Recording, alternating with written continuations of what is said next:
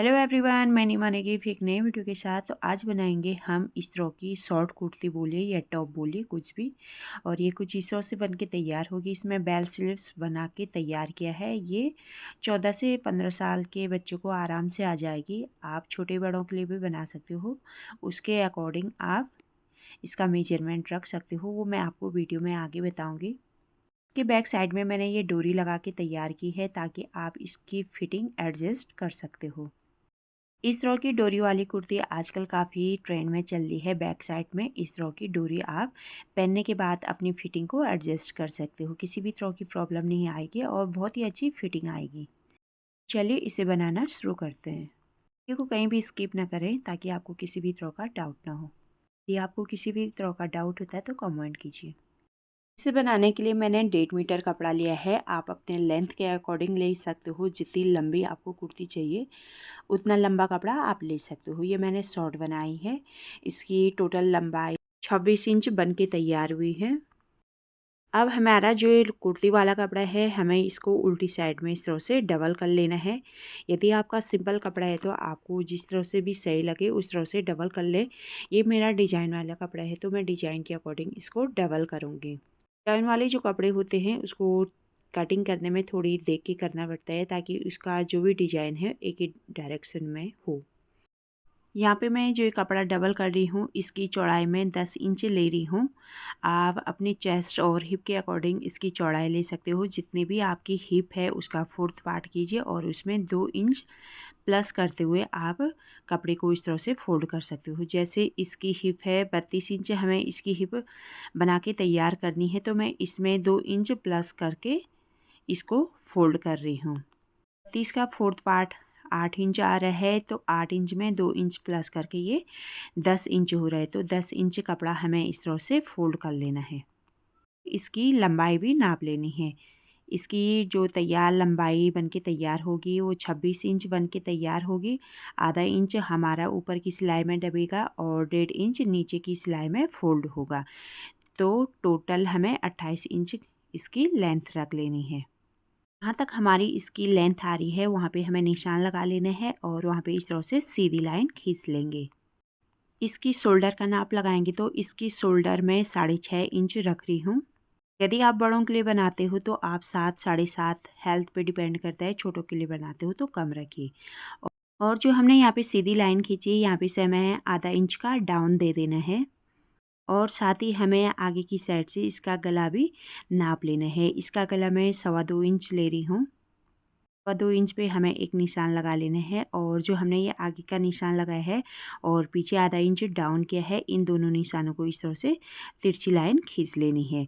तिरछी लाइन को खींचने के बाद हमें जो आर्म होल का निशान लगाना है ये 6.5 इंच पे मैं इसका आर्म होल रख रही हूँ क्योंकि गर्मी में बच्चे हल्का लूज पहनना पसंद करते हो। तो 6.5 इंच पे निशान लगा लेना है और यहाँ पे इस तरह का एक डिब्बा बना लेना है। आप यहाँ पे राउंड देंगे तो 1 इंच फ्रंट साइड में हमें 1 इंच इसका राउंड दे देना है। साथ ही यहाँ पे जो हमने आर्म होल पे 6.5 का निशान लगाया है इसके नीचे 2 इंच नीचे पे हम चेस्ट का निशान लगाएंगे और फिर 6.5 इंच पे इसकी कमर और 13 इंच पे इसकी हिप की फिटिंग रखेंगे।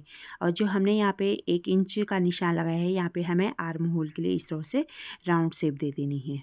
जो ये हमने आर्म होल के नीचे 2 इंच नीचे पे निशान लगाया था यहाँ पे हमारी ये 8 इंच पे इसकी चेस्ट का निशान लगा लेंगे। और जो 6.5 इंच पे इसकी कमर का नाप था इसकी यहाँ पे कमर का नाप ले लेंगे। यदि आप विदाउट लेस बना रहे हो तो आप यहाँ पे नाप ले सकते हो। मैं इसके पीछे से लेस लगाऊंगी तो मैं यहाँ पे 2 इंच की लूजिंग लूँगी। मैंने तीनों निशान 8-8 इंच पे लगा लिया है।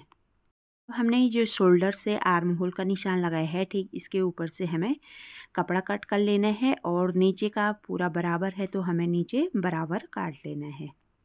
साथ ही हमने जो यहाँ पे कमर का नाप लगाया था 6.5 इंच पे यहाँ पे भी हमें दोनों कपड़ों को एक साथ पकड़ लेना है और एक छोटा सा कट लगा लेंगे। साथ ही यहाँ पे जो हिप का निशान लगाया था 13 इंच पे यहाँ पे भी हमें दोनों कपड़ों को एक साथ पकड़ लेना है और यहाँ पे भी हमें दोनों कपड़ों पे इस तरह से कट लगा लेना है ताकि हम सिलाई करते समय इन कटों पे फिटिंग निकाल सकें। हमारी फ्रंट साइड की कटिंग हो चुकी है। अब हमें सेम इसी तरह से बैक साइड की भी कटिंग कर लेनी है। बचे हुए कपड़े को हमें सेम उसी तरह से फोल्ड कर लेना है और इसकी चौड़ाई भी हमें 10-10 इंच रख लेनी है, जिस तरह से हमने फ्रंट पार्ट की चौड़ाई रखी। दोनों साइड की चौड़ाई हमारी बिल्कुल बराबर आएगी और लंबाई भी हमें सेम बराबर ही रखना है। इसका शोल्डर भी हमें सेम उसी तरह से 6.5 इंच रखना है और शोल्डर से आधा इंच डाउन देके आर्म होल भी हमें सेम 6.5 इंच ही रखना है। और यहाँ पे से भी हम नाप लेंगे, 6.5 इंच पे एक निशान लगा लेंगे और यहाँ पे हमें फिर आर्म होल के लिए डिब्बा बना लेना है। इस तरह से हमें बैक साइड में बस इतना ही चेंज करना है। जब हम आर्म होल की गोलाई देते हैं तो हमें बैक साइड में 1.5 इंच ऊपर पे इसकी गोलाई देनी होती है। फ्रंट पार्ट में हम 1 इंच पे गोलाई देते हैं और बैक साइड में हम 1.5 इंच पे गोलाई देनी होती है।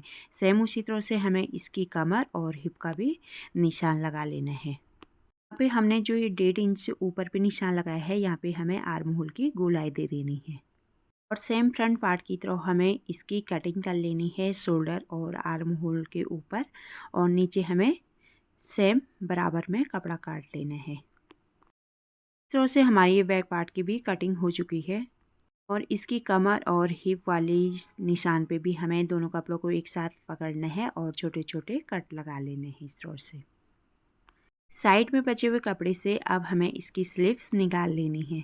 कपड़े को बराबर कर लेना है और इसकी मोहरी आप जितना चौड़ा रखना चाहते हो उतना रख सकते हो। इसकी मोहरी 14 इंच बन के तैयार होगी, तो मैं 2 इंच प्लस कर रही हूँ, 16 इंच इसकी चौड़ाई रखूँगी क्योंकि साइड में 1-1 इंच कपड़ा मार्जिन के लिए छोड़ दूँगी। और इसकी जो तैयार लंबाई होगी 18 इंच इसकी लंबाई बन के तैयार होगी। इसमें 2 इंच एक्स्ट्रा प्लस करके 20 इंच पे मैं ये निशान लगा लूँगी, क्योंकि आधा इंच ऊपर की सिलाई में दबेगा और 1.5 इंच नीचे से फोल्ड हो जाएगा। इसकी जो ऊपर से इसकी चौड़ाई रख रही हूँ मैं 9.5 इंच पे निशान लगा रही हूँ। तो हमने यहाँ पे 20 इंच पे निशान लगाया है, इसके 3 इंच नीचे पे एक निशान और लगा लेना है और यहाँ पे 1.5 इंच आगे पे एक निशान और लगा लेंगे आगे की तरफ से, और यहाँ पे भी 2 इंच आगे पे एक निशान लगा लेना है। और फिर पट्टी की हेल्प से हमें इन दोनों निशानों को इस तरह से आपस में मिला लेना है। जो हमने यहाँ पे 1.5 इंच आगे पे एक निशान लगाया है और आगे की साइड से 2 इंच आगे पे निशान लगाया है, यहाँ पे इस तरह से लाइन खींच लेनी है जो ऊपर से हमारी स्लीव की शेप आएगी। तो इस निशान से हमें थोड़ी आसानी हो जाएगी बाजू की शेप देने में। इस तरह से हमें बाजू की शेप दे देनी है। बहुत ही आसान तरीका है। यदि आपको सीधे शेप देने में प्रॉब्लम आती है तो आप पटरी की हेल्प से इस तरह से बाजू की शेप दे सकते हो ऊपर की साइड से। नीचे की साइड में यदि कपड़ा टेढ़ा है तो आप कपड़े को इस तरह से सीधा कर लीजिए। नीचे से हमें कपड़े को इस तरह से सीधा कर लेना है और फिर ऊपर की तरफ साइड ही साइड हमें इसकी कटिंग कर लेनी है जो हमने बाजू की शेप दी है। इस तरह से हमारी बाजू की कटिंग हो जाएगी। सेम इसी तरह से हमें दूसरी साइड की भी बाजू कटिंग कर लेनी है।